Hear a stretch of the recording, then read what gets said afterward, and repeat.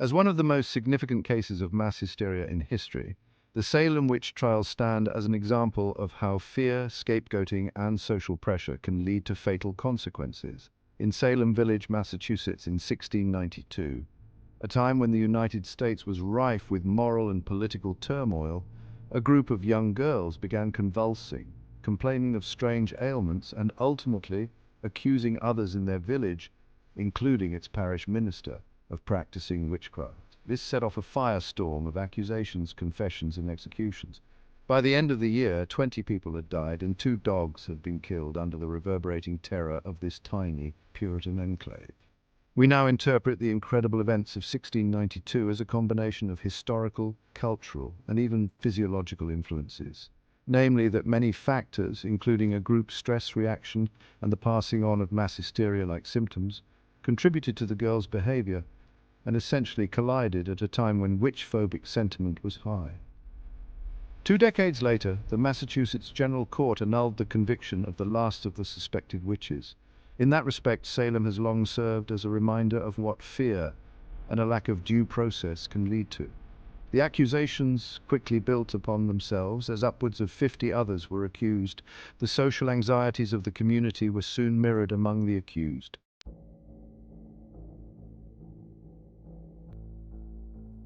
During that time period, America was a hotspot for religious fervor. People feared the devil's hand and were quick to attribute illness and death to witchcraft. Cities did hold witch trials, but they were sporadic and small compared to what happened in New England. The Salem witch trials grew from a poisonous brew of superstition, fear of the devil, and hysteria. Like the witch hunt in Europe, supposed witches faced community ostracization, suspicion, and fatal persecution. Initially, this small village of Salem faced many conflicts, resulting in women and men being charged as witches from resembling behavior of alleged servants. Americans today remember the accusations of witchcraft with a mix of embarrassment, morbid fascination, and pious believing this was not the case. The witch hunt did cast a bloody shadow in our history, but in the end were the accused actually practicing witchcraft to begin with. In 1689, King William's war with France and the expanding frontier with Native American tribes caused anxiety in Massachusetts and Connecticut.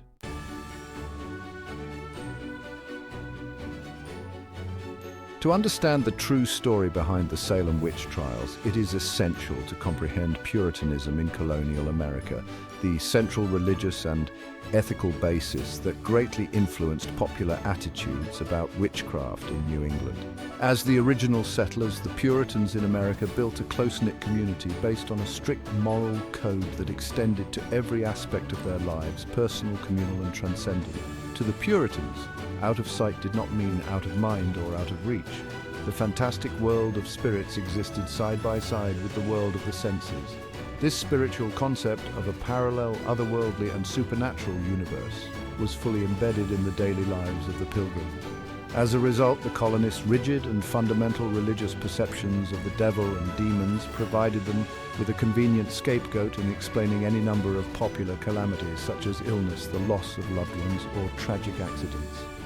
Life in the Massachusetts Bay Colonial Village was informed by deeply rooted spiritual values and social norms. Activities commonly revolved around church-sanctioned activities and the rhythms of the agricultural cycle. Supervised by the church, religious instruction was provided to the children and church attendance was mandatory, as the town's moral heartbeat was powered by the local church, a theocratic institution where ruffed and silk-clad ministers issued forth the word from their altars. Religious sermons routinely combined fire and brimstone with messages of repentance, redemption, or the promise of eternal bliss. The Puritan minister served as the most important leader and at the same time spiritual advisor, who was charged with ensuring that church members adhered to Puritan ethical norms and laws. The Puritans came to America in order to establish a society that was built on and reflected these religious and moral values.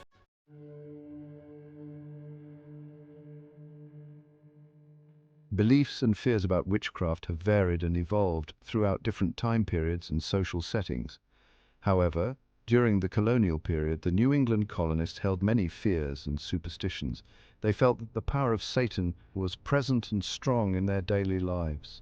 and they were also worried about the superstitious beliefs of the nearby Indian tribes. The colonists in Massachusetts believed that witchcraft was the cause of many misfortunes, such as the death of family members or difficulties in business.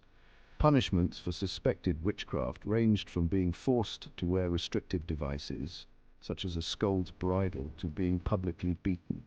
The extreme punishments included the death penalty.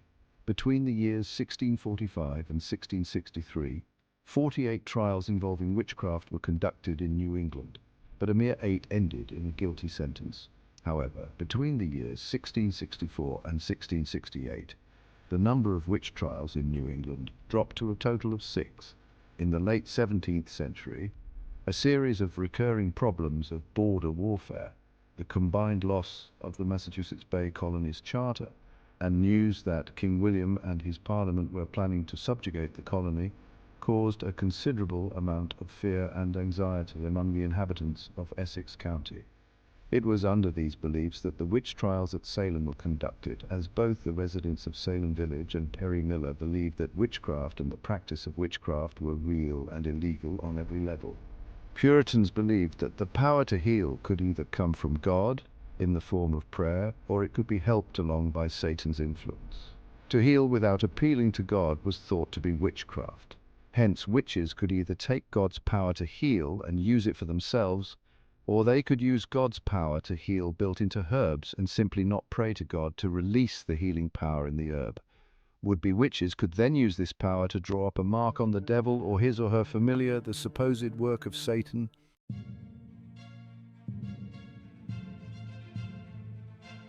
The next critical phase of the Salem Witch Trials took place from March to early April 1692. During this period, the number of individuals accused of being witches exploded, initially starting with charges against women living on the fringes of the Salem village community. Once the first accusations of witchcraft were made, more citizens joined the growing list of those accused of being witches and consorting with the devil. Witnesses accused those arrested of community members began their spectral visions after their afflictions had commenced, offering credible evidence against their accused neighbors. Hence, on 21st March, Salem colonists were shocked upon hearing that Salem's constable, Joseph Herrick, was now accused of being a witch. Astonishingly, those now afflicted claimed Herrick had attacked them with pins. By the end of March 1692, 7 arrest warrants had been issued. Others, unable to purchase earthly revenge, were forced to take a more spiritual path and turn to the devil for help.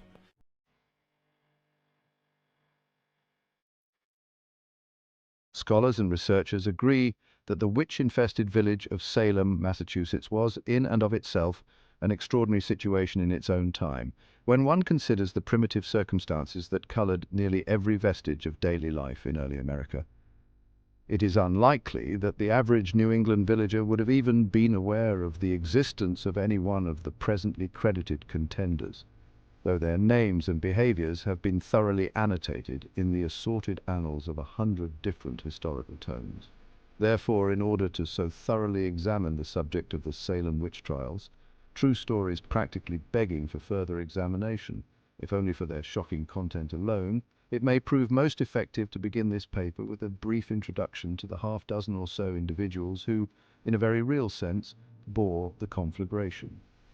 The first 5 of these were 5 unfortunate, embattled, and most disoriented young women caught in the vanguard of the hysterics of a society propelled to a fervent pitch by suspicion, jealousy, and hate. Their names were Anne Putnam, Mercy Lewis, Mary Walcott, Mary Warren, and especially Elizabeth Betty Paris. Names that would become promulgated the world over as the afflicted girls. These were the girls who kicked over the ant's nest and set in motion one of the most appalling episodes in colonial America. In the late winter months of 1692, this small clutch of girls began to asperge the good Christian hearts of their Salem neighbors by exhibiting behaviors which, as one witness was to relate at the height of the crisis, vanished and appeared and then screamed and shrieked against on eye but led hen, according to direction of others.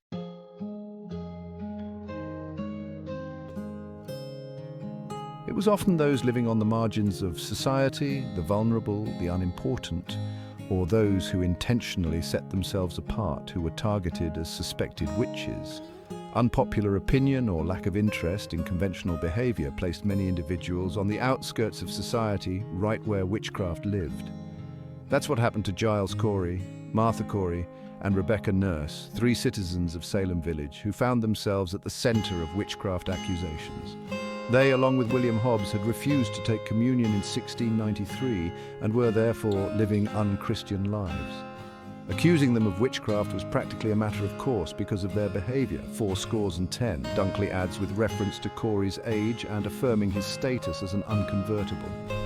In a brief biography of another woman accused of witchcraft, Eunice Cole had been sour throughout her life, and rather than respecting the customs required of women or any proper customs of female spaces at all, Cole sat in the front pew of the church instead of the upper level and regularly said she would rather go to hell than be bored with the righteous. These statements ensured that in 1656 she was arraigned upon suspicion of witchcraft, but factors of age, she was in her late 60s, and who she was, not a member of the Salem social vacuum, ultimately secured her acquittal. In time, Cole would die the old woman she would be remembered as in her obituary, with no additional mention of her notorious run-in with the Salem courts. The individuals Salem accusations were brought against were more reflective of those social tactics for selectively excluding others than the crime of witchcraft as an inclination toward evil.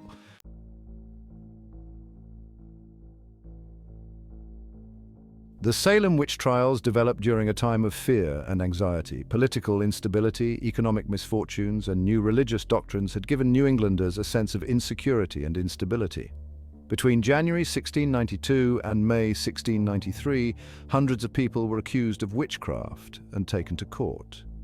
The legal processes in 1692 were shaped by gendered assumptions pointing to a stereotypical survival of old conceptions of women as the natural inhabitants of transcendental domains. Thus, the proceedings in Salem reflect generally old European legacy knowledge regarding magic and witchcraft in a demonological sense. The central issues of the trials were whether the court was able to prove the guilt of the accused witches beyond a reasonable doubt, and whether witches could be executed under the spectre of the common law or on a variety of special warrant or statute laws that had been construed so as to make any witchcraft capital.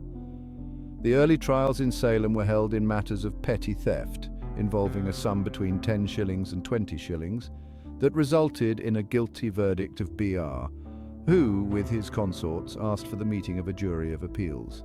The basis of evidence for a witch trial often included the accuser's report of how the witch in his or her human form cast a spell or simply appeared spectrally to hurt the victim.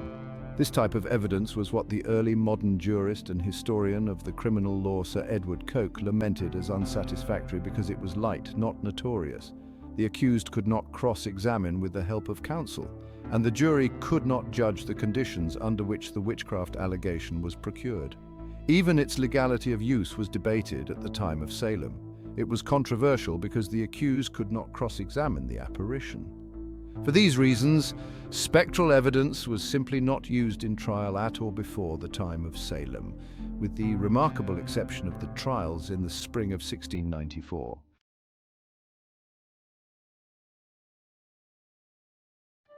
Although everyday residents of the administrative bloc did not always agree with or even respect the Essex County Court's decisions, it remains fundamentally important to examine the Suffolk County Court as the site of the most lengthy and public aspects of the legal course.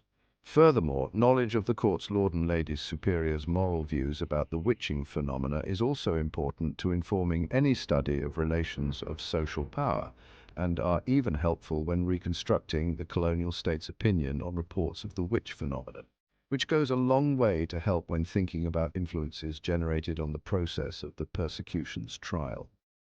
The most accurate account of just how influential Judges John Hathorne and Jonathan Corwin were is revealed in reading the legal framework, or bureaucracy, which Funnell argues shaped the judiciary since the later 1600s.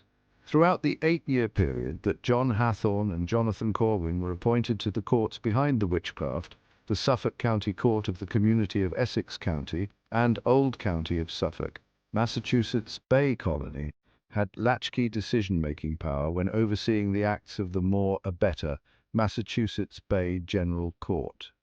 Overall, the executive of the old county of Suffolk, the executive of Essex County, and the executive of Suffolk County were all members of the Massachusetts Bay General Court.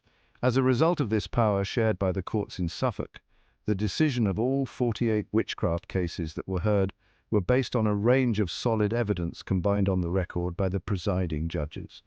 The judges, John Hathorne and Jonathan Corwin, recorded all examinations that took place on an unprinted docket.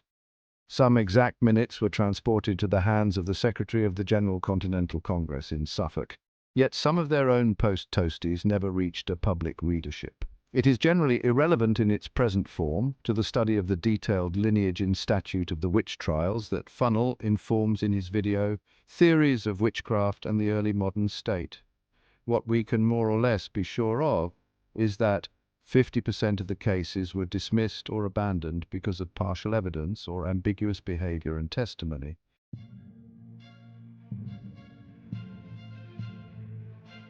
While there is broad agreement that the alleged involvement of evil spirits would certainly weaken spectral evidence, especially given concerns about such things as shape-shifting, the difficulty with the concept remains evident.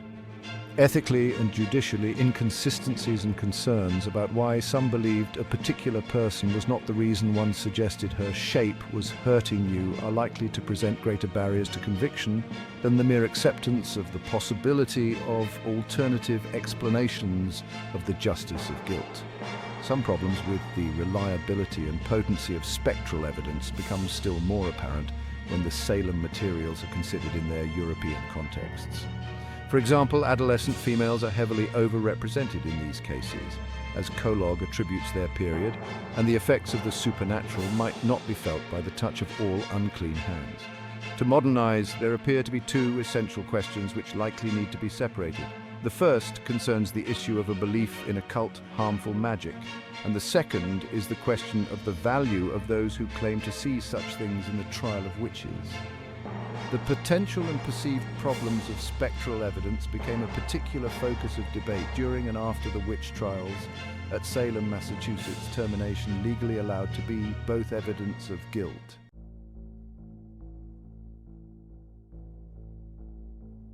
The Massachusetts Bay colony town of Salem during the late 1600s was no exception to this historical bias against women, especially those with the audacity to break social complacency and self-interest. To act in such a way and continue that defiance in the courtroom was enough to cast actual doubt on the accused, but an early order in 17th century Salem also played a crucial role in convicting the young women. As it stood, the assembly required the garrison to pay for their own weaponry and wartime expenses using the local tax of male landowners in town. Many of these families were consumed in debt, yet still found themselves ineligible to apply for town assistance. This series of economic and social crises, and the desperate scramble to escape from it, lead Salem not with the scare of satanic activity, but with an almost repressed urge to be released from the guilt and desperation that abounded. With the origins of the Salem Witch Trials, by the end of the winter of 1692, the courts had imprisoned 171 men and women under the charges of witchcraft. By this point, the witch scare was at its breaking point. People of the community sought restitution and closure, while the governor of the county of Essex and the leader of the council requested cancellation and reversal of the earlier sentences. Not all who cried out for justice and revenge were able to obtain it. They would be haunted by their own personal traumas, extended by the devastation caused by the Salem Witch Trials, which took about a half-decade for the colony and the community to recover from.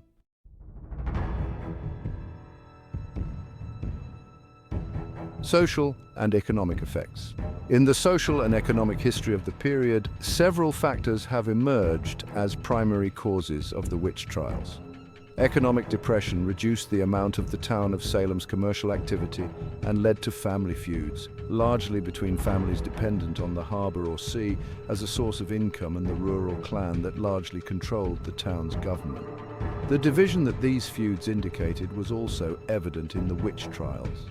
The effects of the witch trials on society were broad-ranging, Within the families of the accused, various degrees of animosity and separation were caused by the disputes concerning witchcraft.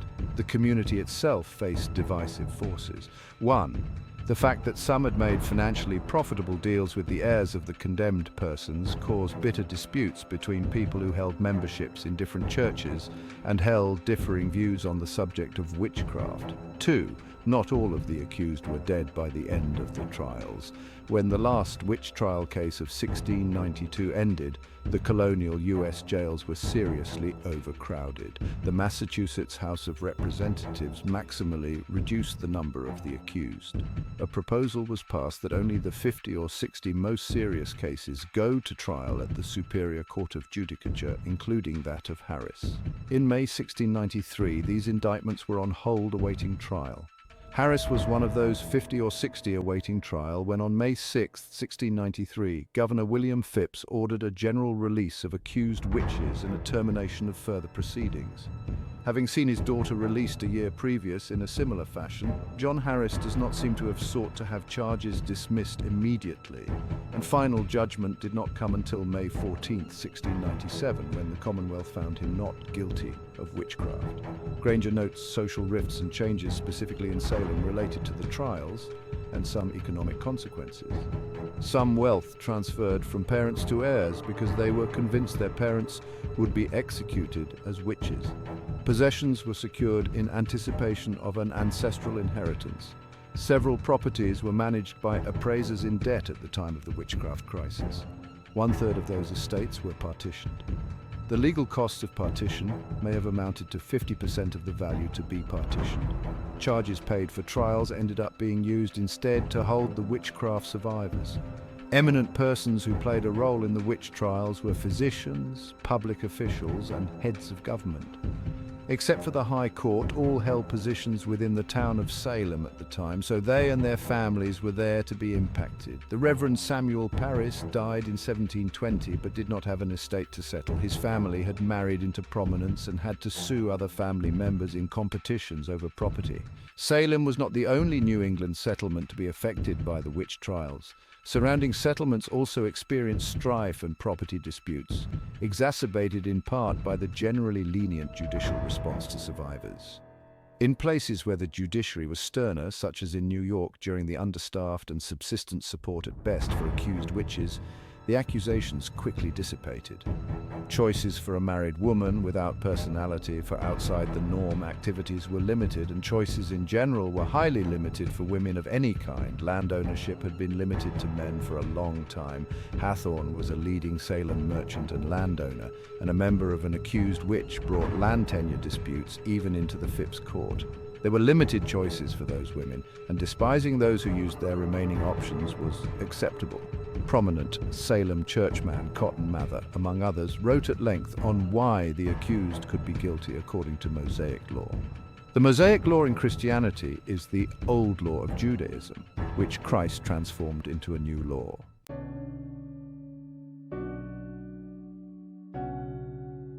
The aftermath of the frenzy of the Salem trials had eternal ripples on the town. In the wake of the trials, a number of the accused asked that the attainders against them be reversed. On the 3rd day of January, in 1697, 22 of the men and women who had gone to prison or worse in 1692 were finally given legal justice. Their former charges were dismissed and abolished, their trials were declared null, and the estates of those who had died were given to their heirs and families. The final exoneration for Rebecca Nurse, the great and amicable voice of support within the town, was granted on March 14, 1711. By the time of her firm declaration of innocence, many of her accusers had already formally apologized, and some of them even begged for clemency in writing. The reversal of attainders was just the beginning of what would need to be done to make amends for the actions of 1692. There were many ways that the trials continued to hang over Salem. It is important to remember that forensic exonerations are not typical legal reforms, but were rather extreme actions taken to correct mistakes in a court of law. Once the dust had cleared, the events of 1692 started to pour into the wider social life of the colony. Some of the best accounts of the events were written very shortly after they had ended, and at that time things were still extremely raw. these same accounts offer a picture of the community as something vast and legal, even global. These same relationships were being discussed on the other side of the Atlantic, especially in London.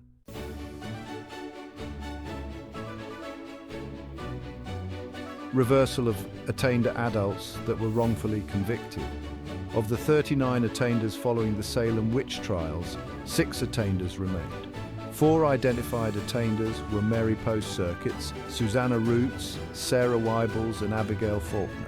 For prosecution, the General Courts of Massachusetts Bay and the Courts of Oyer and Terminer and of Jail Delivery were both asked during an inquiry to declare the results of the trials null and void. During a March 1, 1697/8 meeting, the General Court had earlier ordered that 4 convicted of witchcraft, upon their request, their attainders should be reversed and each of their prison fees should be repaid. But Keat believes that the repeal request was likely made to try to facilitate libel cases on said attainders, leading her to believe that the common law rule of a 3-year period, after which prosecution could declare attainders unenforceable, could not have been possible. Then on February 1st, 1697/8, the Great and General Court of the Province of Massachusetts Bay passed an act that detailed the steps the Superior Court of Judicature should follow in order to restore the good estate of those convicted, specified who should nurse the prison sick or be their visitors in prison, and provided that some of the convicted witches and their families' prison fees would be repaid. Rather than review legal technicalities and prove their own claims by reviewing court pleadings, a majority of the scholarship has sought to consolidate attainders of various wrongfully convicted witches during 3 groups versions of the actions of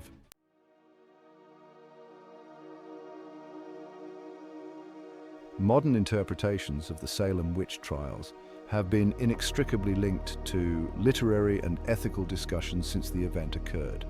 By 1697, when J. Mather published Memorable Providences, a discussion of the Goodwin accusations that would become a central text in the trials and accompanying supernatural events had been recast as punishment for the failure to properly tend to natural and supernatural relationships.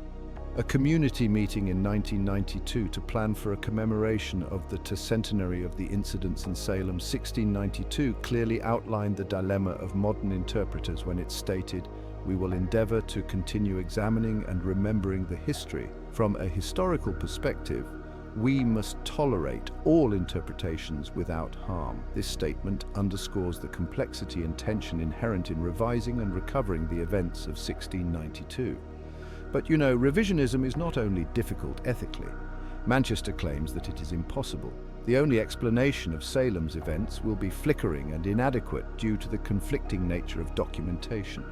Courts were boisterous with shout-outs, economic conflicts, pressures, gender concerns, and the impact of the French and Indian War all being suggested as causes of the crisis. Since this pivotal moment in American history and English culture represents the late colonial tensions, over 24 novels, plays, films, and numerous articles and books treating the trials have appeared. Depictions of this dark moment have included allegories about fascism and McCarthyism, feminist readings that treat the women at the center of the Salem narratives as innocent victims, alternative, often Wiccan, readings of the accused, and economic interpretations of the events that reveal how puritanical culture could break families and demolish communities.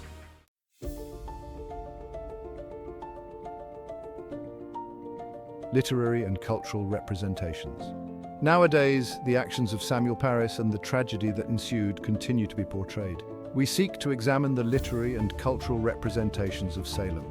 The story of the 1692 Salem Witch Trials serves as an organizing myth for many liberal and leftist Americans who wish to believe that human liberty, dignity, and rationality, not superstition and brute force, lie at the foundation of our social existence. The trials, we will argue, are a powerful metaphor for modernity, figuring in modern thought as the fall of Renaissance materio libres and the rise of mechanistic societies bent on producing and, through exploitation, accumulating social wealth. Even postmodernist and materialist analyses of magic, such as those found in works directed to the redrawing of political economy's analytical territory, show great respect for Charles Mackay and the myth of Salem Village. Many women and men in the mid to late 1970s, many who did not know why, found the description of invisible power edifice transactions between determinist 15th century Golden Ummites and still more determinist 16th century Calvinists, whose ideas crept into the 17th century picture by happenstance, appealing and, more importantly, liberating.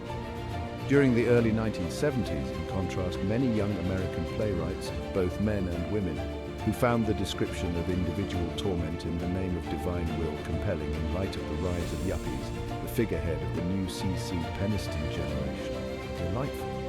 Crucible is especially attractive to an audience immersed in atonal and avant-garde punk, grunge and metal, although it would seem to be the least accessible for a generation looking for innovation in theatre and settling for local performance artists.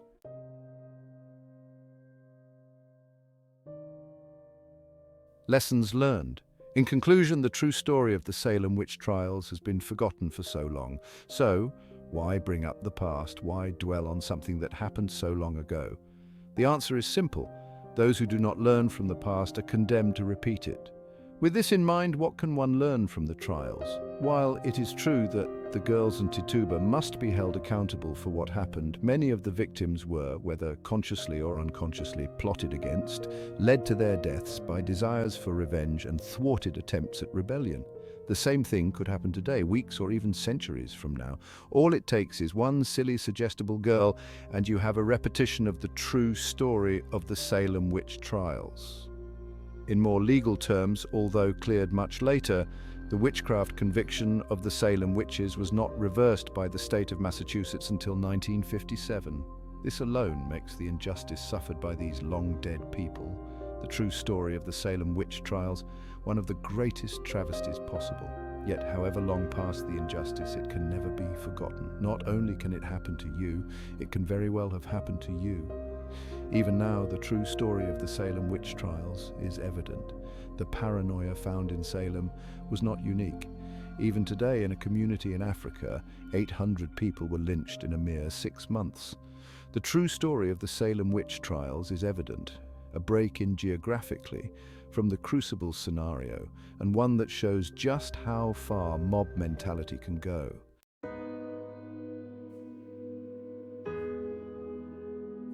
Historical and legal implications. In the eyes of the law, the Salem Witch Trials never happened. Scientific explanations of the past are limited to its frame of reference. But we are not simply scientific beings, we are historical beings. In the power of its poetry, the story of the trials continues to haunt the American mind. We will never be rid of Sarah Good, Sarah Osborne, Rebecca Nurse, or the other 47 victims, but though we still conjure with the story, as well we should, the wrong becomes more and not less complicated the further we get from it. There are 245 years separating us, and the last time our courts ordered somebody executed for witchcraft.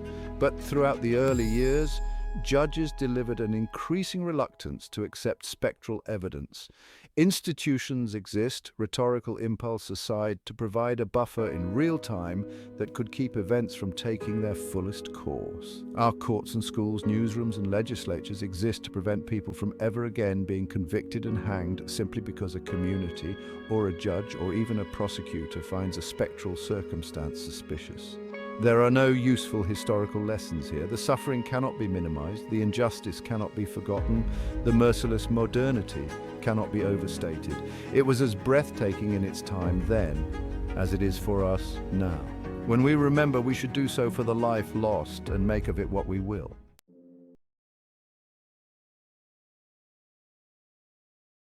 The impact of the Salem Witch Trials is long-standing. It continues to implicate and deepen our understanding of important historical themes, such as the relationship between gender, property, state power, and liberty. It is right, therefore, that readers interested in what really happened in Salem should be concerned with this history. The events there continue to have practical implications as well. One of the results of these trials was that colonists were finally spurred to push back against statutes that gave judges broad power to interpret laws as they saw fit. Only with a clearer understanding of the historical events in Salem and their background can non-lawyers understand the long and difficult process of making law, a process that eventually led a people once united under English common law to demand a written constitution. This review has attempted to provide a synopsis of some of the most significant topics of investigation and disagreement in Salem witchcraft studies. These conclusions find no resolution within this video, but instead try to outline the various stances historians have taken and continue to take on the conflict. While the state of the field is not presented as fixed, aspects of the story of Salem remain more clear than others. For example, it is increasingly common to see the legal and demographic data as painting a picture of an honor-based society with internal divisions based not simply on wealth, but on individual hard work, the fortunes of the family, and an enduring commitment to a set of values that forbade financial speculation. It is also increasingly common for scholars to see Salem as a crisis rather than a mystery, an event with many causes, but no simple, all-encompassing reason. If the story of the Salem Witch Trials has taught us anything, it's the power of fear and the consequences of unchecked hysteria. The past may seem distant, but the lessons remain painfully relevant today. Don't let history repeat itself. Subscribe to our channel for more deep dives into the pivotal moments that shaped our world, and share this video to help others uncover the truth behind the myths. Let's learn from history together, so we can build a future that values justice, reason, and compassion.